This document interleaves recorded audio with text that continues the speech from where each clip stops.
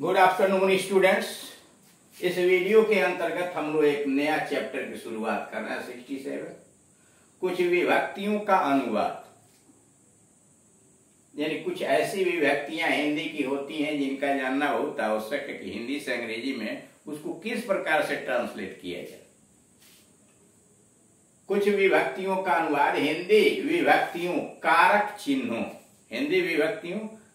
चिन्हों का प्रयोग कई अर्थों में होता है और इसलिए इसके अनुवाद में कठिनाई उत्पन्न होती है, क्योंकि इसके अंतर्गत हिंदी के अंतर्गत विभक्तियों का यानी कारक चिन्हों का जो प्रयोग होता है वो कई अर्थों में होता है।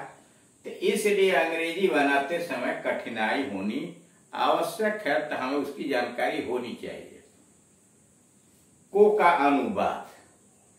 अनुवाद क्या होता है? हिंदी में को का प्रयोग कर्म कारक के में होता है। हिंदी में को का प्रयोग कर्म कारक में होता है तथा अधिकारण और संप्रदान कारक में भी। हिंदी में को का प्रयोग कर्म कारक के में भी होता है तथा अधिकारण और संप्रदान कारक में भी। हिंदी अत्यंत सरल भाषा है और इसलिए वह दोनों काम केवल को चला देती है, यानी दोनों काम संप्रदान कारक अधिकारण यह अथवा कर्म कारक है, यह दोनों काम को चला लेती है। पर अंग्रेजी में उसके लिए दो अनुवाद होते हैं। हिंदी में तो एक ही से दोनों का काम चल जाता है, लेकिन अंग्रेजी में दो अनुवाद होते हैं। रूल क्या है को के लिए?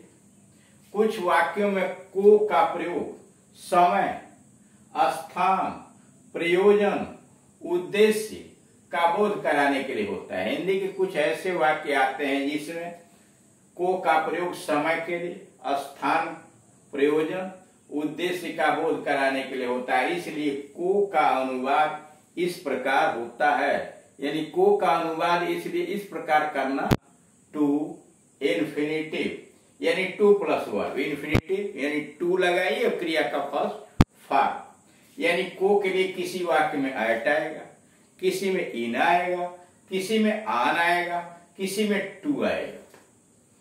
जैसे आगे उदाहरण दिया गया है, वह सोमवार को गया, टाइम के लिए आया हुआ, वह सोमवार को गया, ही वेंट ऑन संडे।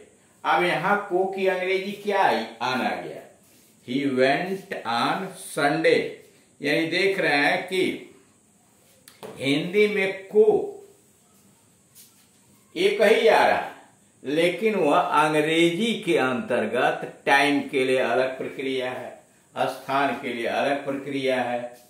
देख रहे हैं ना, यानी टाइम के लिए, स्थान के लिए, प्रयोजन के लिए, उद्देश्य के अलग अलग प्रक्रिया में अलग अलग वाक्यों में बदल जा रहा है।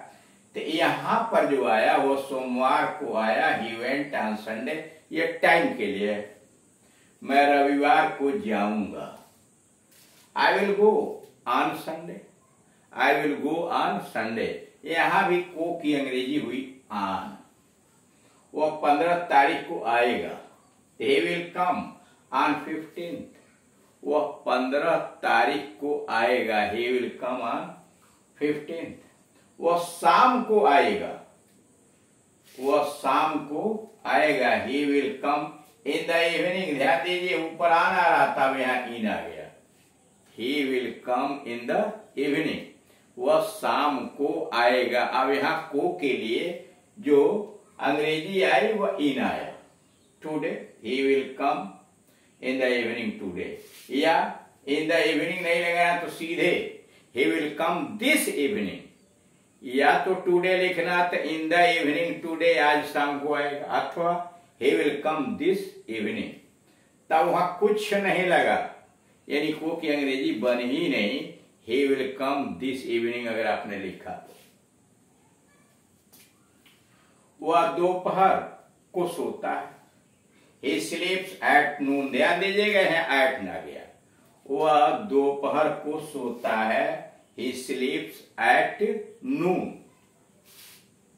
वह बाजार को गया, he went to market। अब यहां देखिए को के लिए टू आ गया, वह बाजार को गया, ही वेंट टू मार्केट, यानी जहां आप जाएंगे या जाते हैं उसके पहले को की अंग्रेजी टू लगाई जाती है। वह बाजार को गया, ही वेंट टू मार्केट। वह विद्यालय जाता है, ही गोज टू स्कूल, है ना। वह दिल्ली से मुंबई गया, he went to Mumbai from Delhi. उसे खाने को भोजन नहीं है, वह उसे खाने को भोजन नहीं है। He had no food to eat, खाने को टू ईट, देख रहे हैं यहाँ इन्फिनिटिव आ गया, टू लगा के वर्ब, इन्फिनिटिव का प्रयोग किया गया है, यानी टू लगा के verb. He had no food, उसके पास भोजन नहीं है। उद्देश्य यहाँ आया हुआ ना हिंदी में, उद्देश्य का बोध कराने के लिए। तो he had no food to eat, यानी यहां आपने देखा कि को की अंग्रेजी समय, स्थान, प्रयोजन, उद्देश्य का बोध कराने के लिए आता है। तो कहीं आन आता है, कहीं एट आता है, कहीं इन आता है, कहीं टू आता है। अब आइए रूल नंबर 2। हमें ऐसे भी वाक्य मिलेंगे जिनमें को का अनुवाद होता ही नहीं।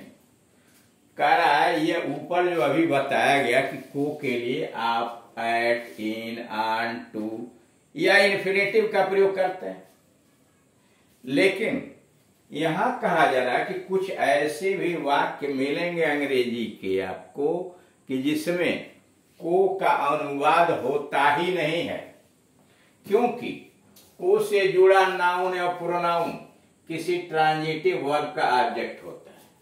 करा कुछ वाक्य ऐसे होते हैं जिसमें को का अनुवाद होता ही नहीं, क्योंकि को से जुड़ा हुआ नाउन या प्रोनाउन जो आता है वो सकर्मक क्रिया का कर्म होता है, ऑब्जेक्ट होता है। हिंदी में सकर्मक क्रिया के साथ आने वाले सजीव कर्म में को लगता है। हिंदी में जो वाक्य दिया जाता है वह सकर्मक क्रिया के साथ आने वाले सजीव कर्म यानी जो जीवित हैं के साथ को लगता है, पर अंग्रेजी में ट्रांजिटिव वर्ब के बाद यानी सकर्मक क्रिया के बाद प्रीपोजिशन नहीं लगता है। यानी इंग्लिश में अगर ट्रांजिटिव वर्ब है, सकर्मक क्रिया है, तो उसके बाद प्रीपोजिशन नहीं लगता है। इसलिए ऐसे वाक्यों में को का अनुवाद करना टू करना, यानी ऐसे वाक्यों में जिसमें सकर्मक क्रिया आई है को का अनुवाद टू करना भद्दी भूल है, भारी भूल है। नीचे दिया मैंने उसको या उसे पीटा, मैंने उसको पीटा, देख रहा है ना। आई बीट हिम, बीट के और हिम के बीच में कुछ नहीं लगा, आई बीट हिम। मैंने उसे पढ़ाया, आई टॉट हिम, मैंने उसे पढ़ाया, आई टॉट हिम। तुमने मुझे हंसाया, यू मेड मी लाफ, तुमने मुझे हंसाया, यू मेड मी लाफ। मैंने तुमको हराया, आई डिफीटेड यू, मैंने तुमको हराया, आई डिफीटेड यू। मैंने राम को देखा, ऐसा राम, मैंने राम को देखा, ऐसा राम। मैंने तुमको एक पत्र लिखा, मैंने तुमको एक पत्र लिखा, I wrote you a letter, मैंने तुमको एक पत्र लिखा, I wrote you a letter. मैं उसको चाहता हूं, आई लाइक हिम, मैं उसको चाहता हूं, आई लाइक हिम। नोट, कहना का अनुवाद जब से या स्पीक होता है, कारण नोट अंग्रेजी में बड़ी विडंबना, कोई नियम 100% लागू नहीं होता, उसमें कुछ न कुछ अपवाद मिल जाते हैं, उसलिए नोट लगाया गया। कहना का अनुवाद अगर से या स्पीक है तब तो को या से का अनुवाद टू होगा। कह रहा है कि अगर कहना, हिंदी के कहना का अनुवाद से या स्पीक लिखा गया है तब को या से का अनुवाद टू होगा, परंतु जब कहना का अनुवाद टेल है, यानी टेल का प्रयोग अंग्रेजी में किया गया है, तब टू का प्रयोग नहीं होता है। यानी अगर कहना का अनुवाद आपने से लिखा है या स्पीक लिखा है तब तो टू का प्रयोग होगा, लेकिन कहना के लिए आपने टेल का प्रयोग किया है तब टू नहीं आएगा। जैसे मैंने उसको कहा, आई सेड टू हिम, मैंने उसको कहा, आई सेड टू हिम, या I spoke to him, I spoke to him. यहां देख रहे हैं दोनों जगह टू लगा हुआ है। दूसरा, मैंने उसको कहा, आई टोल्ड हिम, टेल का सेकेंड फॉर्म टोल्ड आया तब टू नहीं लगा। आई टोल्ड हिम, उसने मुझसे कहा, ही टोल्ड मी, तो देख रहे हैं टोल्ड के बाद टू नहीं लगा। यानी कहना की अंग्रेजी टेल या उसका कोई रूप है तब आप टू नहीं लगाएंगे। इसलिए इस प्रकार वाक्य न बनाइए, यानी नीचे जो दिया है ऐसा वाक्य न लिखिए। आई सेड हिम गलत है, I said to him. I spoke him गलत है, I spoke to him. I told to him गलत है, टोल्ड के बाद टू नहीं लगेगा, I told him. I told, he told, she told to me, यहां भी टू गलत है। इसी प्रकार जब लिखना के बाद केवल सजीव कर्म आता है, इसी प्रकार लिखना के बाद जब केवल सजीव कर्म आता है तब को का अनुवाद टू होता है। इसी तरह से लिखना के बाद अगर केवल सजीव कर्म है, निर्जीव कर्म नहीं आया है, तो को की अंग्रेजी टू लिखेंगे। जैसे मैंने उसको लिखा, आई रोट टू हिम, मैंने उसको लिखा, I wrote to him. Not wrote him, यहां अगर सीधे लिखा गया रोट हिम तो गलत है।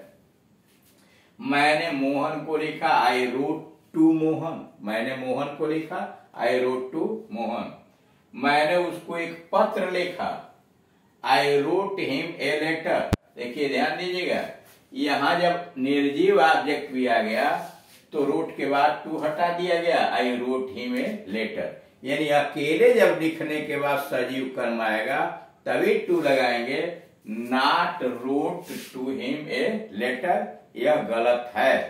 अगर आपको टू लगाना ही है तो पहले निर्जीव ऑब्जेक्ट यानी डायरेक्ट ऑब्जेक्ट पहले रखिए, जैसे I wrote a letter to him, तब पीछे ले जाएंगे तब टू लगेगा। लेकिन अगर पहले प्रयोग किया गया तब उसका प्रयोग आप नहीं करेंगे। Thank you.